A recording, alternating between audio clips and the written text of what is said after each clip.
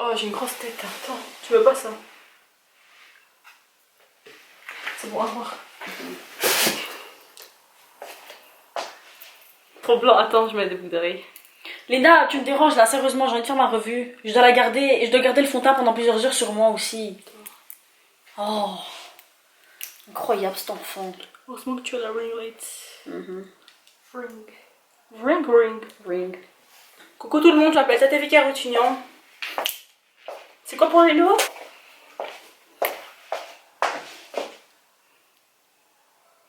Bonjour à tous, j'espère que vous allez bien, moi c'est Tatévic pour les nouveaux. Aujourd'hui je vais vous faire une vidéo crash test puisque je vais tester le nouveau fond de teint Makeup Revolution, mais à part ça, je vais aussi tester quelques autres produits de la marque Makeup Revolution. J'ai le fond de teint comme je vous ai dit, j'ai l'anti-cerne, donc les deux font partie de la même gamme qui s'appelle Conceal and Define. J'ai ce spray fixant et j'ai ce highlighter aussi qui me rendait folle et que je voulais tester depuis hyper longtemps. Le packaging du fond de teint se présente comme ceci. Personnellement, j'aime beaucoup le packaging parce qu'il est en verre et moi j'aime trop les fonds de teint qui se présentent dans les packaging en verre vu que ça fait bien genre luxe et tout alors que c'est un fond de teint que j'ai payé même pas 10 € je pense. Donc, on va lire ce que le fond de teint nous promet. Pour tous les âges, pour tous les sexes, abordable. Pour vous, une nouveauté dans la famille Conceal and Define. Voici votre nouveau fond de teint couvrance totale Conceal and Define. Offrant une couvrance légère mais modulable et déclinée en 24 teintes, ce fond de teint polyvalent est conçu pour s'adapter à tous les types de peau et à toutes les carnations. Sa formule non grasse et crémeuse et confortable pour un résultat longue tenue et un fini demi-mat qui n'accentue pas les ridules ni les zones de sécheresse. Donc ça c'est bien parce que ces derniers temps j'ai des zones de sécheresse à cause du froid dehors. Il se présente sous forme d'une bouteille en verre et possède un grand applicateur en mousse qui permet un meilleur contrôle et d'appliquer la quantité idéale de produit. Le fond de teint pigmenté offre une haute couvrance qui est modulable selon votre convenance. Appliquez le produit estompé jusqu'à avoir la couvrance souhaitée pour un effet seconde peau. Les imperfections sont camouflées et le teint unifié. En parlant d'imperfections, est-ce que vous avez vu l'état de ma peau? Mais c'est vraiment affreux. J'ai eu une avalanche de boutons et je me suis clairement dit c'est le moment parfait pour tester ce fond de teint pour voir si c'est vraiment vrai tout ce qui est dit ici. Faites votre contouring, ils ont fait une faute d'orthographe à contouring mais bon c'est pas grave. Corrigez les imperfections et éliminez votre visage avec votre teinte préférée de l'anti-cerne Conceal and Define. Donc il est vegan, cruelty free, sans parabènes, non gras. Et conseil d'utilisation, appliquez le produit là où vous souhaitez avoir de la couvrance à l'aide de l'applicateur en mousse, estompé à l'aide d'un pinceau ou d'une éponge humidifiée.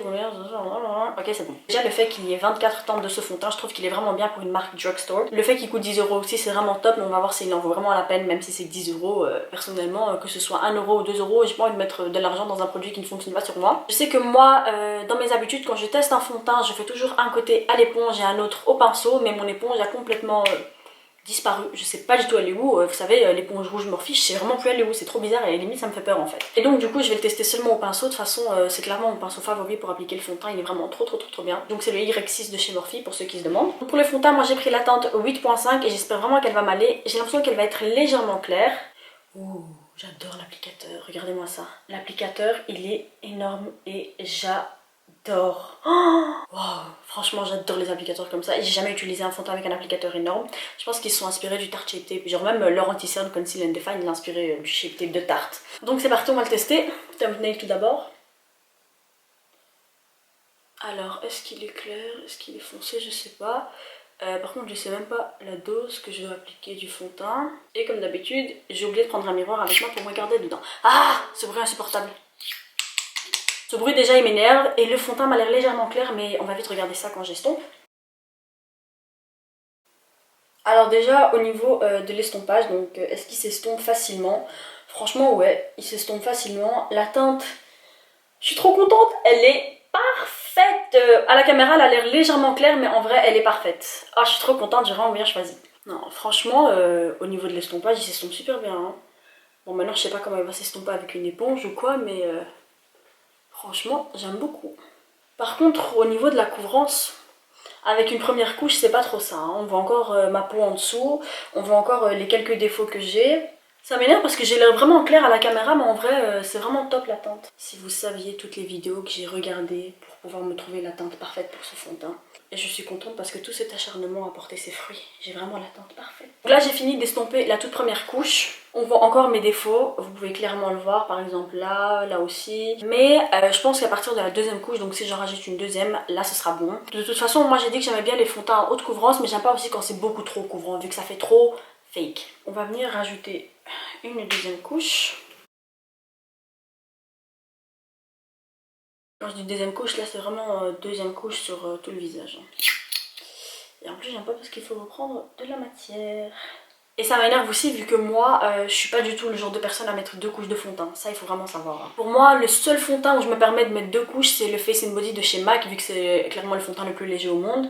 Mais avec ce genre de fond de teint mettre 2 couches c'est pas trop mon truc quoi. Donc ouais, là vous avez directement beaucoup plus de couvrance. Ça c'est sûr, ça c'est flagrant, ça se voit. Mais ce que je me dis c'est que là déjà avec un pinceau j'ai pas totalement la couvrance que je veux. Ça veut dire qu'avec l'éponge ça va pas être bon du tout. Genre ça va être un fond de teint hyper léger. Ça me fait rire parce qu'en vrai il est légèrement clair, mais légèrement. Mais à la caméra on dirait limite j'ai mis de la farine sur mon visage. Alors que pas du tout. Par contre ce fond de teint là j'ai vraiment l'impression que quand il est sur la peau il bouge plus du tout. Je sais pas si c'est à cause de l'effet mat qu'il a ou quoi, mais vous savez ce qui est le plus drôle en fait, c'est que le fond de teint je l'ai pris légèrement clair, mais l'anti-cerne je l'ai pris 4 fois plus foncé que ma teinte habituelle d'anti-cerne en fait. Et ça m'énerve vu que j'ai hyper mal choisi. Donc encore une fois s'il vous plaît, vous laissez pas arnaquer par la couleur hyper blanche que j'ai à la caméra vu que c'est pas du tout comme ça en vrai. Bah ça va. Moi je pensais qu'il était affreusement clair. Foncé pardon. Donc c'est un anti-cerne qui a été comparé au Shape Tape. Donc le Shape Tape c'est clairement un de mes anti-cernes favoris que j'ai testé mais il y a hyper longtemps. Et que je ne veux d'ailleurs pas racheter puisque j'ai pas envie de payer des frais de douane. Non franchement ça va, moi je pensais que l'anti-cerne il allait être genre hyper foncé mais la teinte... Je peux tout à fait la mettre, elle est vraiment bien.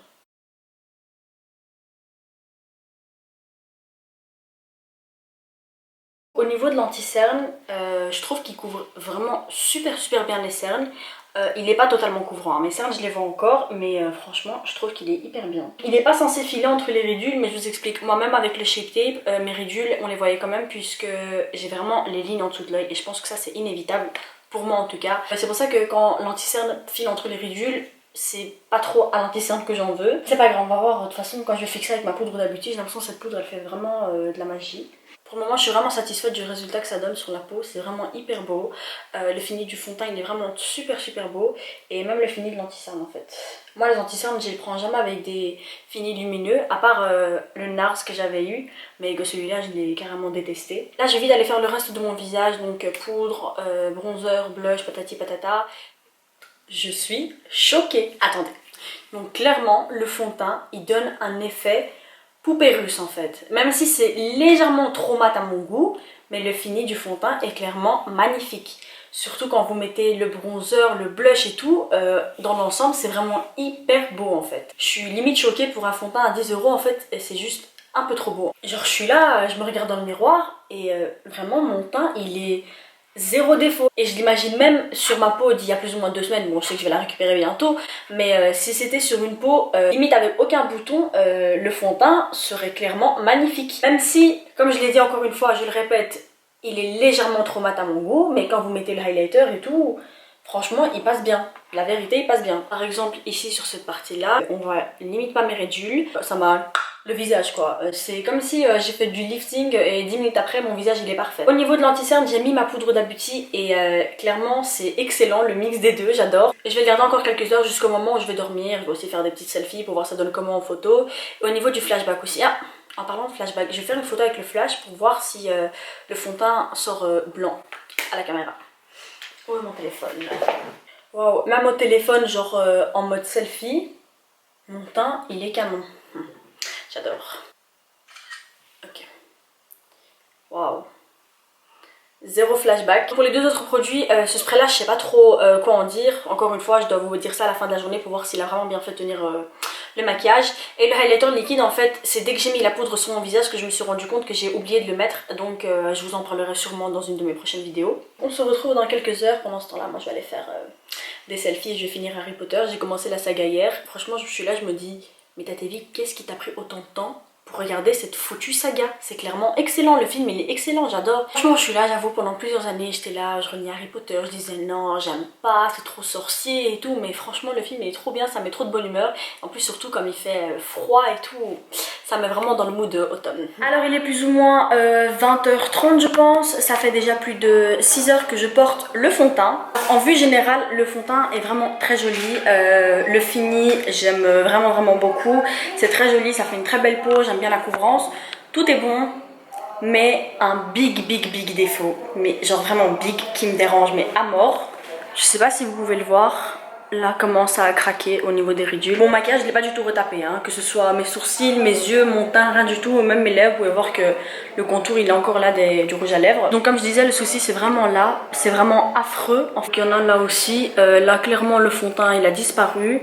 Là aussi au niveau de mon front, je sais pas si vous le verrez. Donc il y en a là aussi au niveau de mon front, c'est juste dommage que c'est par caméra, du coup vous le voyez pas très bien. Mais bref. Le fond de teint, clairement, sur le reste de mon visage n'a pas bougé, mais c'est comme d'habitude, toujours sur ces parties-là que ça bouge et ça m'énerve.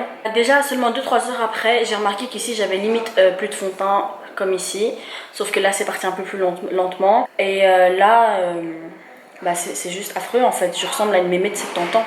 Et je m'attendais pas du tout à ça en fait avec le fond de teint. Du coup, là, je suis un peu déçue, mais... Je pense que si c'est un fond de teint que vous devez porter genre seulement 2-3 heures si jamais vous avez genre un entretien ou quoi, mais c'est pas le meilleur fond de teint, le bon fond de teint à porter si vous avez par exemple une soirée entre copines et vous savez que vous allez vous taper des fous rires puisque c'est ça qui fait les ridules, ou bien si par exemple vous devez aller à un mariage ou quoi. Donc franchement ce fond de teint je dirais que c'est un flop à 50%. C'est vraiment dommage parce que j'aime beaucoup tout en fait, il est hyper léger, on ne sent pas. Il est vraiment top. Et sinon pour l'anti-cerne, je suis mais méga satisfaite. Je pense que je vais d'ailleurs me commander des teintes pour le contouring et une teinte un peu plus claire pour faire du brightening. Mais sinon cette teinte là elle est très bien comme anti-cerne. Je trouve qu'il n'a pas du tout bougé, il est vraiment top. Je l'aime trop. Donc pour le fond de teint je donnerais un 5 sur 10 et pour l'anti-cerne je donnerais un bon 9 sur 10. En tout cas j'espère que la vidéo vous aura plu et qu'elle vous a aidé à faire votre choix par rapport à l'achat de ce fond de teint et pour l'anti-cerne aussi. Pour le spray donc il faut savoir que c'est un spray qui est anti shine du visage en fait, et clairement le spray a super bien fonctionné. Celui-là il était vraiment top. De toute façon j'avais même lu des revues sur le spray avant de l'acheter et tout le monde disait qu'il était vraiment très bien. Donc franchement le spray il est top de chez Top. Et pour le highlighter j'ai dit que je vous en parlerai dans d'autres vidéos. On se retrouve très bientôt dans une autre vidéo. N'hésitez pas à liker la vidéo, à vous abonner à ma chaîne, à laisser en commentaire ce que vous aimeriez voir dans les prochaines vidéos et on se dit à très bientôt. Bisous.